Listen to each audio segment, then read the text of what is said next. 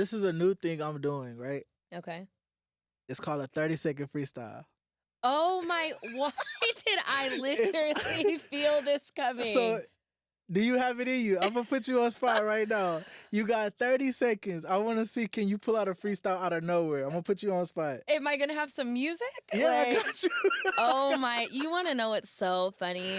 What's I that? literally had like a premonition on my way here. I was like, I feel like I'm going to be freestyling today. Like, and if I was freestyling, how would I start that shit off? Like, Hey, you ready? I'm ready. All right, I'm up let's for do the it. challenge. Okay. We love some H-Town shit. Am I starting right now? Young Chalk Don, whenever Okay. you're ready. Hey. All right. Yeah. It's that Chalk Don, and I'm representing H-Town. Yeah. Pretty brown, and you know I never wear a frown. Yeah. I'm coming down, and you know my crown stay lit. Yeah. I'm in this bitch with that boy D. Love is it. Yeah. I ain't gonna lie. That was lit. I like that. I like. Welcome back to another episode of Love's Language. I know y'all miss me, but we have to take a step back so we can move forward. Today, I'm with a special guest. I've known her from, like, the past little bit. Not too much, you know what I'm saying? She's a familiar face or whatever. We got the Chalk Don, Hey. a.k.a. Destiny RIDO. So if you want to introduce yourself, you can. Or if you feel like I've done a great job, go ahead. But if, let's give the crowd a little. You could have added Boss Chalk Don on there for me, and I added a little razzle dazzle, but I think you did well. Understood. Yeah. Okay. That was nice. Excuse Thank me. you. Boss Chalk Don in the building.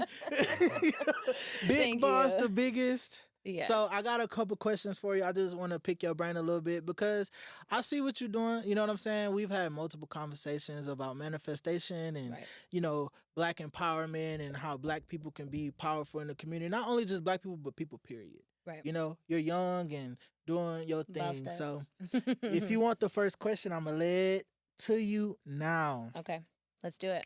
Okay. In your words only. What do you think it takes to be a Black woman in 2024?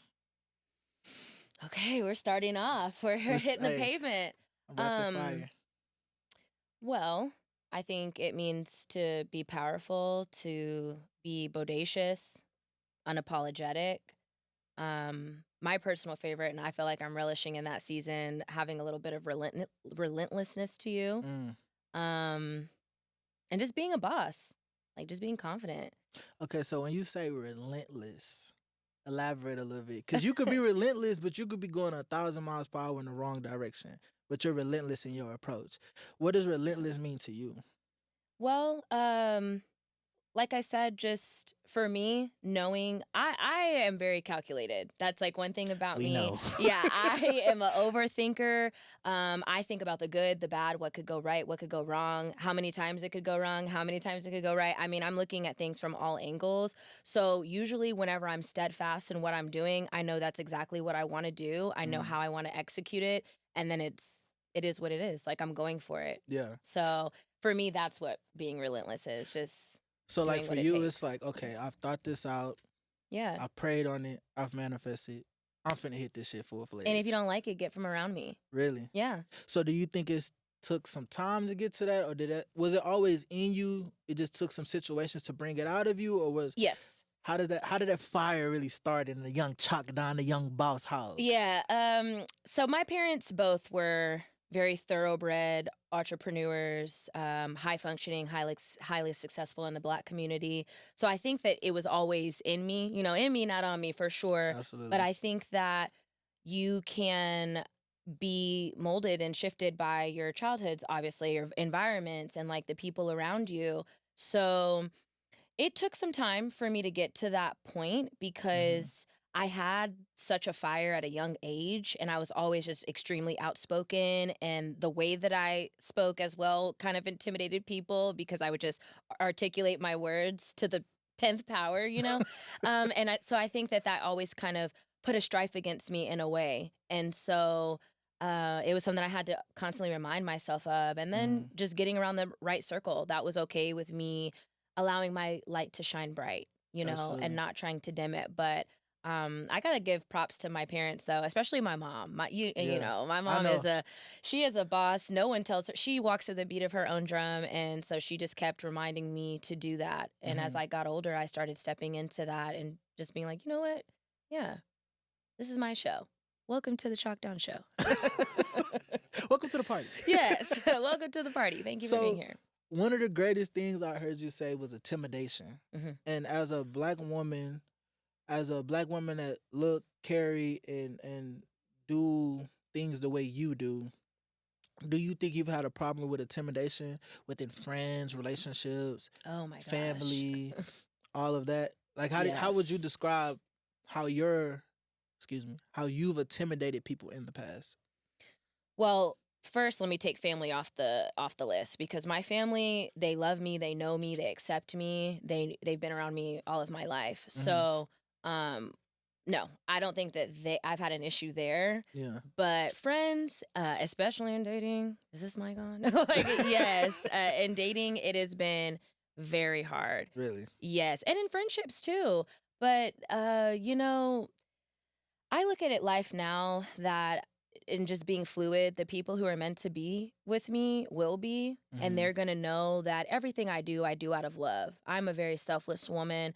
I will give someone the shirt off my back and then some, you know, and figure out if it fits right for them and all of that good stuff. So just, you know, trying to maneuver through that. But yeah, being an intimidating woman, it has definitely affected my relationships, because I've had people say things like, you offended this person, or you said this, or you were looking like this, or when we went out, you were acting like you were like, and I'm like, wait, what? Like, I'm just being me. I'm just in here looking cute with my drink, you know, I'm in my own razzle dazzle. I'm not even worried about, you know, what you're thinking about. And there was a time where I used to overthink it, and I would like ask people for confirmation, like, did I say this? Did I offend them? Like, did I do this? Now I'm like, you know what? It is what it is. If you're intimidated, you're going to be intimidated. That's not a me thing, that's a you thing. You need to figure out why people can even rock your world like that, because I'm comfortable in every room that I sit in. I got you. Yeah. This is powerful though. This is strength. It truly is. Thank you. This is strength. I'm gonna skip the next question because you kind of already answered it. I ain't gonna lie. Okay. So I was gonna ask you, what does your ideal family look like? If you were to build a family from the ground up in the Chalk Downs aspect, how would you want your family to look Darius, you put me on the spot with that one. I told you I was. Yeah. Well, I would definitely have at least 4 kids by now, like, and be married. I wanted to be married when I was in my early 20s, and that's what I definitely sought out. I thought, oh God, and it was just all about love, and I'm going to find the perfect man, and he's going to just cater to me and be a hard worker and God-fearing, which are still qualities that I want. So I'm still speaking that out. Right. Don't have it yet, though. I'm single and, you know, out here looking cute. No kids yet. I'm a dog mom to my lovely poodle. But, yeah, I think just, like, having a true connection and, like, just building off of that in whatever way that God sees fit for me. But I'm definitely trusting his plan these days. If I could have it my way, 4 kids, married, on some land, nice home. Understood. Working. I think that's a very solid, well thought out answer. Thank you. All right. So this is a new thing I'm doing, right? Okay. It's called a 30-second freestyle.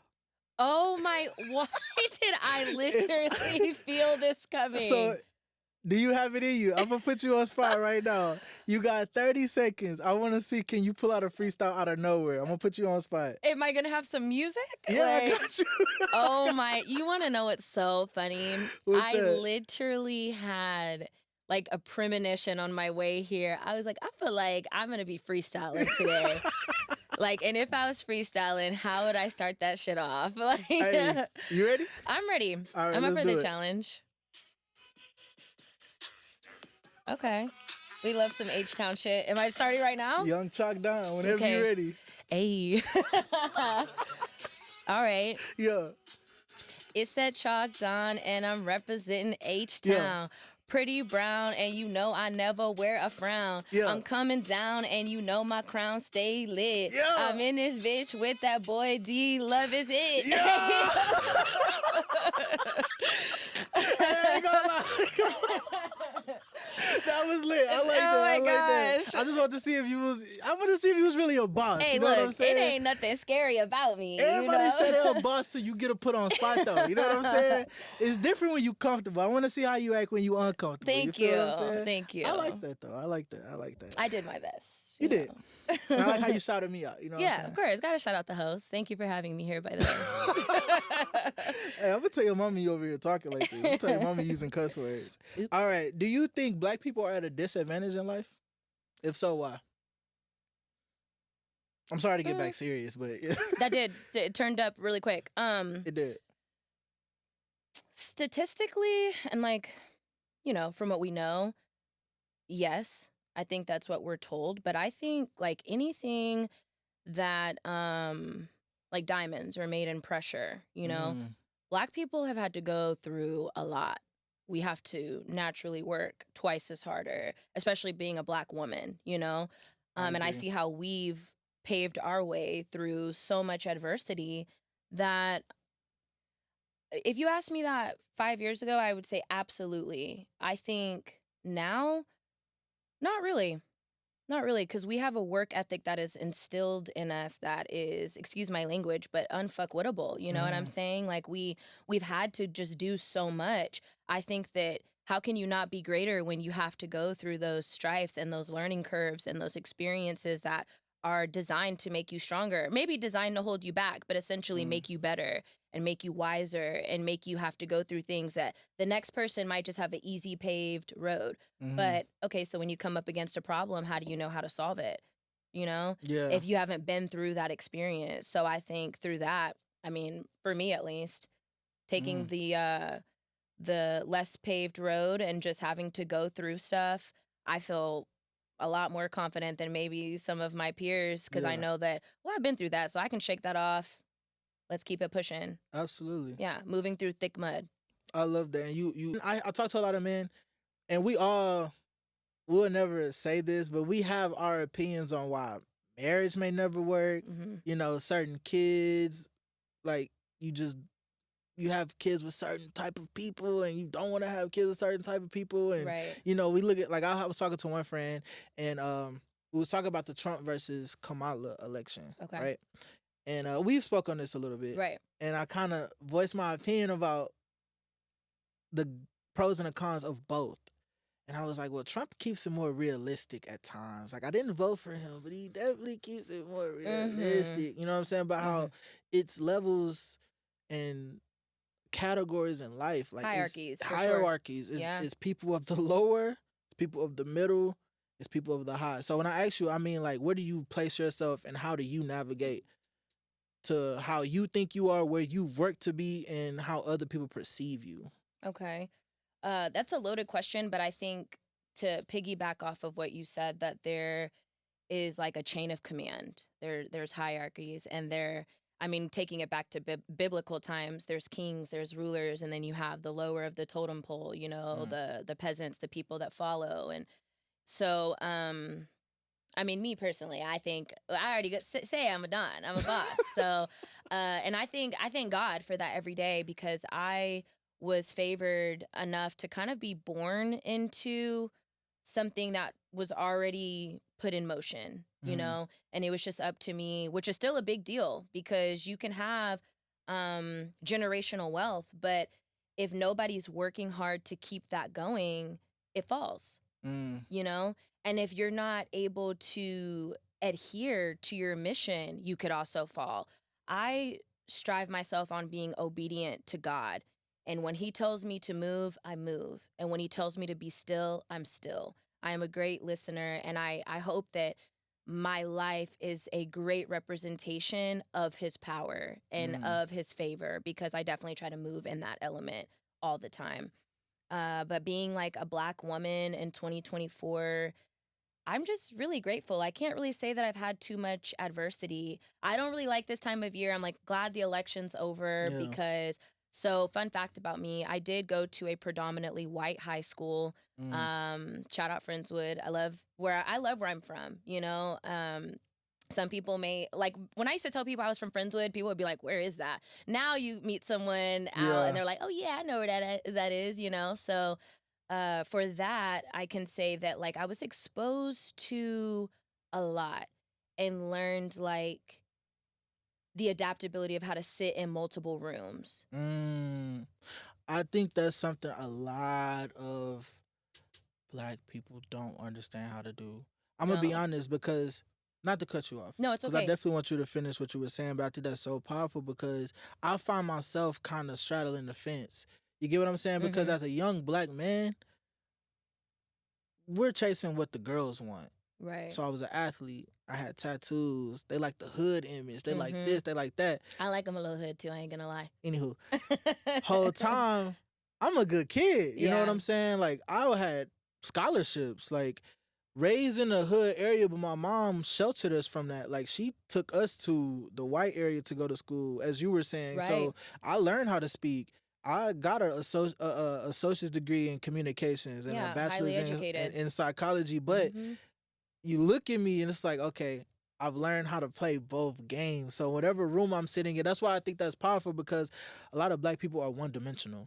Absolutely. And you'll even have, which this is something that I have struggled with too. So I'll use this as something that was hard. I have people that even say like I'm fake. Like the way that I talk, the way that I carry myself isn't real. And I'm thinking to myself, first of all, I've always talked like this. You know this. I've literally sounded like this my entire life. Love it, by the way. I love the way my voice sounds, you know? And I like that I can communicate well. So I don't look at that as a strife against me. I look at is that something that is multidimensional, because I'm very comfortable. I can sit with the CEOs, I can sit with the janitors, I can sit with whomever, and I can spark up a conversation and feel comfortable, and it's relatable. So what one might have looked at this as a hardship, I look at it as like it's a tool. It's something that helped me better navigate and to me be more relatable, and just like your people are going to be your people.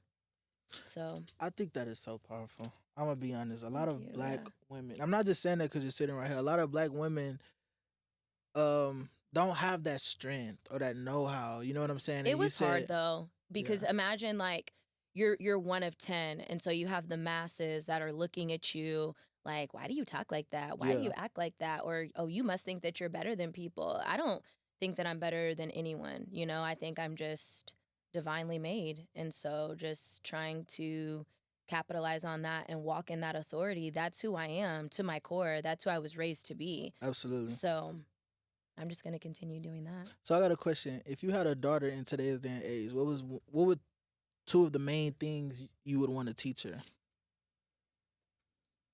To be comfortable in her own skin. For sure.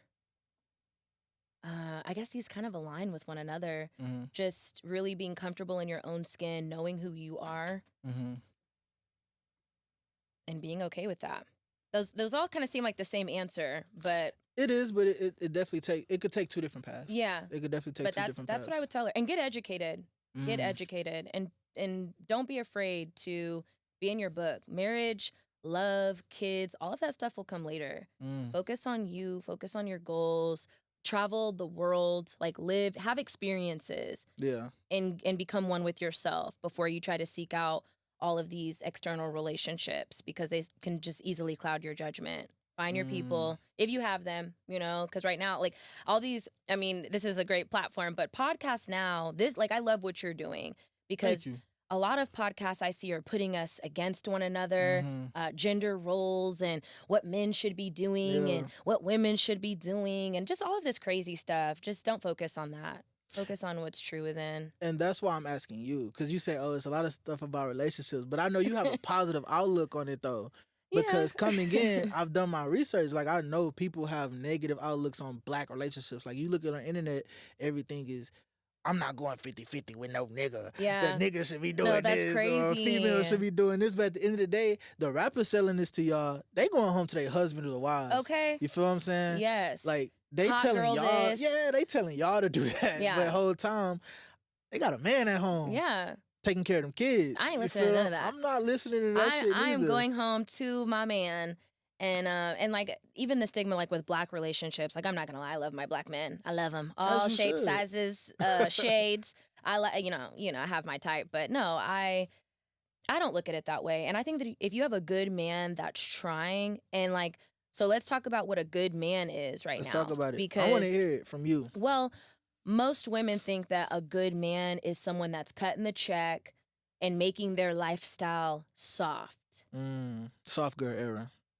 I am so sick of hearing that. Soft girl era. Because if you're a real woman, you're going to be a real woman in any room that you sit in, any situation that you're faced with. You're going to show up as that real woman. Same goes for a man. If you're a real man, you're going to be a real man all day long. Whether you're feeling validated or not, you're validated on your own, So, and I think that it's important to have partners that feed into that validation, but it all starts within. So women that are like, oh, my man has to take care of me. Well, you should be able to take care of yourself. Yeah. I know that I'm going to look, I'm going to dress, I'm going to go eat at nice places, take trips by destiny, by my own self, Absolutely. And then if a man can add to that and add value to that, I'm going to take that all day long. That's Absolutely. Who wouldn't? Yeah. But this 2024, what's a good man? What's a good woman? It's all this like baddie Instagram baddie. They don't even really look like that. Let's just be honest. I'm already knowing. They don't even really look like that. We're putting on pounds of makeup. We're putting on filters. They're getting ass shots. They're getting fillers. They're getting all of these things. So like, just make sure you can really rationalize with the woman that is on the inside, because all of that other stuff as you age, it changes anyways. And I look for that in a man. Like, you could be up today and be down today. You could be a multi-million-dollar man, but let's be real. Those of us that are really working in the entrepreneurial industry, you're one lawsuit away from being broke. You're one bad deal away from being broke. So one sickness and sick. Yeah. Let's thank you. Let's just talk about like the worldly elements, godly elements. You could be sick. Anything could happen, and you could lose it all. Can you still be a good man if you lost all of those attributes? That's the type of man that I want. That like, even if he's down and he doesn't know what he's going to do, he can still come home and be a soft man and still say that with the little that we have, I'm going to provide and make you feel safe. It's not all of the glamour and the glitz that, to me, 2024 makes it out to be. That's not real. I think that is well explained. You know what? I'm going to cut that part out, and I'm going to send that to every woman I see on Instagram, because it's damn near a sickness now. Like, you got to understand, even as a man, I think I'm, well on my way to do anything I want to do in this life. But I still see certain things on Instagram, and I'm going to be honest, I'm human. It kind of hits home. I'm like, damn, like, you know what I'm saying? Yeah. Like, fuck, they like the millionaire dudes. They like the dudes that's operating out of your flesh, though. Yeah. That's operating from worldly elements and worldly influence. It's about knowing who you are on the inside and who you are within. But no, that's why I say I had to get out of that. You know what I'm saying? Because I realized, I'm not gonna lie, no offense to who I'm dealing with now. I've dealt with a couple situations where I'm like, girl, you got me fucked up. What the fuck you mean? Like, you talking all this shit on Instagram, girl, you really not living like that. You know what I'm saying? Like, I'm doing A-OK at 26 years old. Like, I don't have to compete with nigga, because, first of all, you not living like that. Your daddy not living like that. Your big brother not living like that. And this ideal man fairy tale. Fairy tale, fucking Renaissance man that you think is real is not there. Yeah, you feel what I'm just saying? in movies, boo. Not even. It's literally just in movies. Yeah, like this Superman, Batman type nigga you think is not real. But okay, so my next question is, you're a successful woman. You call yourself the boss Chalk Don. Yeah. I love how you keep saying it. Let them know. I just gotta let them know. I gotta remind them. You know what I'm saying? Okay, hypothetically speaking, I'm gonna give you a scenario. Okay. If you were placed tomorrow with $0 in your bank account, right? With who you are today, how would you make it back? I'll give you 5 to 10 years to plan this out. How would you make all of that back? With $0? $0. Ooh. Matter of fact, I'll start you off with $500. $500 to your name. I was about to say, let me have something that I could try to invest or flip. Like, dang. $500 to your name. What plan would you put in place, Chalk Don, to get all of it back? How would you go about it? Well, I'm gonna give with 500. I'm gonna give 10% of that to God. I'm gonna let him know that this is a slippery slope right now. I'm gonna give him 10%, And that's going to be my first investment in his faith. Next, man, I'm going to have to get resourceful and just start trying to connect with people and see where I'm useful. I'm used to being like kind of my own boss and just things kind of working my way. So, man, I would just have to really get out there and hustle. I can't tell you what I would do. I think in desperate times, people will do anything. Yeah, with your back against the wall. With your back against the wall. Ain't no telling, you know? But I'm going to try to do it in the most legal way. Yeah. And I'm going to get a job. I'm going to get a job. I'm going to work. I'm going to go to work. I'm going to start filling out applications. Hopefully, before I got broke, I made some connections with people. And those are people that I could call on in a time of need that, hey, man, it's kind of low right now. Yeah. Are you hiring? You know, can you help me out? And I'm going to get my ass up and I'm going to go to work. I'll let you bartend. I'll let you bartend. You know, I don't think I'm with the bartender world. That's not really my thing. I would probably get in like the oil and gas industry, somewhere in the chemical fields. I would want to go do something that's like recession proof, some form of logistics, even if it meant just, somehow I can start moving a product, selling it, getting involved with people. But yeah, I can tell you, I'm going to work. I don't know where that would go. And hopefully that would transition me into the next phase of what I would be doing. Got you. Yeah. So, young Chalk Don, I got to keep saying the name, young entrepreneur. Yeah. Talk about Southeast Keller Corporation a little bit. Okay. Well, I'm so glad you asked me about that because I've always wanted to share a little bit more of what I do. I feel like I'm super private. Nobody really knows. You are. You need to kind of let that be known. You know what I'm saying? Yeah. Well, it's humble, So Southeast Keller is a private sector industry that my family actually started almost 30 years ago, working with Our people. family. Yes. Hey, you can't forgive me. Hey, Yeah, you gotta throw me in that bitch too. You're right. Hey, I worked there. Hey, no, sidebar. I need to put this in there. This woman right here, I'm gonna look at the camera when I say this. From 16, 17, 18, I went to college, came back. Every summer I came back, this was my boss right here. Some of the worst times of my... No, I'm just playing. First of all, don't lie. Don't lie. No, Look at you now. You was a good boss. So I feel like I did a good job. Like, you know what I'm saying? Look at you now. Hey, look, I'm going to share this story and I really want you to finish. Okay. I came to work one day with my clothes wrinkled. Oh, I already know the story. I'm not going to lie. I was out till 2 in the morning. I was clubbing and clubbing. Yep.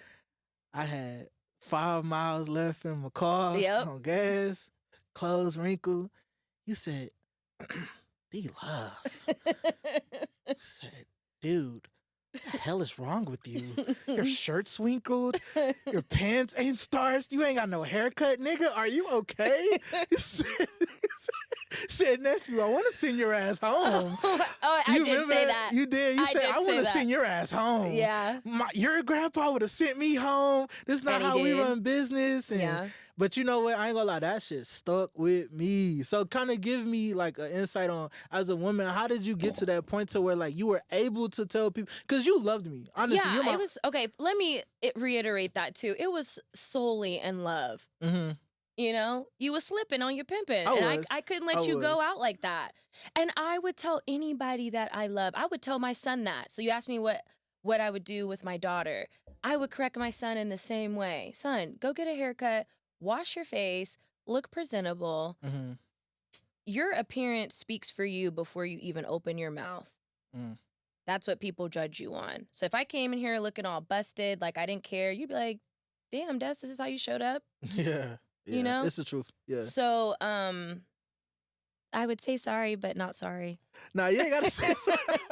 You ain't gotta say sorry because that happened. I was 18. I'm 26 now. That shit stuck with me for 8 years. I meant for it to. I didn't want you to ever forget it. And I didn't want you to ever come back up there, not ready. I ain't gonna lie. I was mad as fuck at you. I didn't want to talk to you for the rest of the day. Like, I know. You literally were like, leave me alone. Yeah, don't say anything. Whatever. Bitch, you don't know. You don't even know. Yeah. I was mad. I ain't gonna lie. But it helped though, because we need people to tell us like, hey, bro, get your shit together. Yeah. You know what I'm saying? You slip. Because I know what you can be. You know what I'm saying? I want to see you at your best. So who am I to tell you like anything short of that? Yeah. So do you feel like that's always been, because that's uncomfortable. You get what I'm saying? It is. To be a boss is uncomfortable. to make them uncomfortable decisions is uncomfortable. To be in there firing people, hiring people, telling someone I'm cutting your check back, or hey, look, we're going in a different direction. Like, how did you build up to the courage and the knowledge to feel confident in making those type of decisions?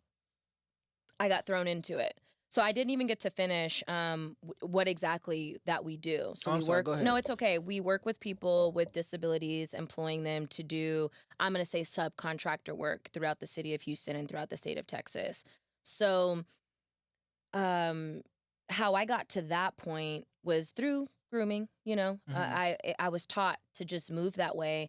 And like I said, I mean, I spoke on my parents earlier. They were very prominent in the fact that you're going to be successful. We're not going to let you, we're going to let you figure this life out, but you're not going to sit on your ass and do nothing. You're going to get up, you're going to go to work. And when you're late, you're going to get sent home. I have some embarrassing stories too, where my dad, I was 5 minutes late. Oh, didn't I tell you not to be late? Yes. Oh, you're late again? Oh, okay, well, go ahead. Let me go ahead and let you, before you clock in, let me go ahead and let me talk to you really quick. Because I thought we had this conversation yesterday and I made myself clear, and then you're late again. Go ahead and go home. We won't need you today. Okay? And I was like, I'm your daughter. You know, like I don't care about none of that. Yeah, he didn't care about none of that. I don't care about none of that. But that attitude, when I look at the life that he led for now 70 years, and even still, people will come up to me and say, "Oh, your dad is da da da." Yeah. Man. Yeah. You know, I think I got a free steak one time off of just the notoriety. Off like Nathaniel RIDO? Hey. Nah, don't be pulling his government out there. My fault. Yes.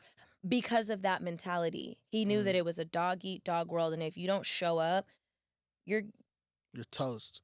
You're cooked. Yeah. It's a wrap. So, also for me to take it in a slightly other direction, I realized that people that were showing up, they were depending on me. They were depending on me to hold them accountable. A lot of the people that we worked with, their demographics, they had transferred out of the penal system. Now, I mean, and that was 15 some odd years ago. Today, we don't really operate in that realm, but we still seek out and adhere to that demographic of people. So you can say that, oh, you don't want people telling you what to do, but you know when you got a good person in your corner. You might not want to hear it all of the time, and it might be like, man, this girl, she's getting on my nerves, but deep down you kind of, exactly. I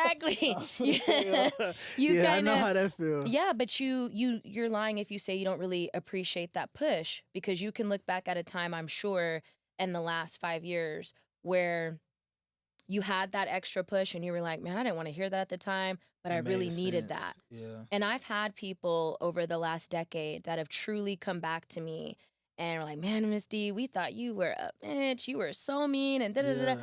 But now I look at you and I appreciate you, because I know that you only wanted me to do better. You wanted me to be great. And they come back with stories on, great jobs that they've landed, and I'm proud of them. It's awesome to see that. So that's what I do it for. I do it for just to hear that story. And I have, over the last 15 years, I've heard some stories. I'm knowing. We're so blessed and we're so lucky and we're so grateful to even be in this space, because there's some people that don't even have the option, So that's what gives me the confidence, because I know that even though you might not want to hear it, I know that you need to hear it. And you have to learn your audience. It's definitely like a read the room concept, because I knew that you love me, and I could tell you the truth and you might get mad at me, but I knew you would get over it. Yeah. There's some people that, okay, they really might not be able to handle that just tough love to the max. Yeah. So I'm going to say it a little sweeter. Yeah. I'm going to lower my voice a little bit. Cut your hair and pull the boogers out your nose. It's going to be, yeah. But even to that point, just more so like, you would look so handsome if you just tightened up your shirt a little bit and you cut your hair, and the men would just be like, you think so? Yeah. Next thing you know, they're getting paid. They're coming with that haircut. Yeah. And I'm gonna follow through with that. You look really nice today. I'm not gonna criticize or correct without leading with a compliment after that. I don't believe in just breaking people down. There's like a light at the end of the tunnel.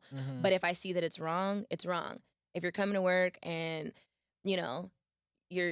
you're not groomed, your shirt's smelling like mildew, you got all this stuff going, I'm going to say something. That's just me. Yeah. That's my personality. I want everyone around me high functioning, doing their best, living their best, looking their best. I honestly truly know and believe that's a skill. Not having people look their best, but knowing how to pull the best out of different people. Because if you got 5 people lined up in front of you, I can't speak to each 5 people the same way I spoke. I can't speak to the second person the same way I spoke to this person. Right. You get what I'm saying? So I just truly want to commend you because I understand as I step into, a little more entrepreneurship and having to deal with people and hire and fire a little bit, like, that shit is stressful. Putting people in the right position and, okay, I'm not feeling well today. I still got a job to do. I don't know how you feeling today, but I still got to manage what you're doing and all of that. You get what I'm saying? Yeah. So for me in that I bring up that situation because it just stuck with me.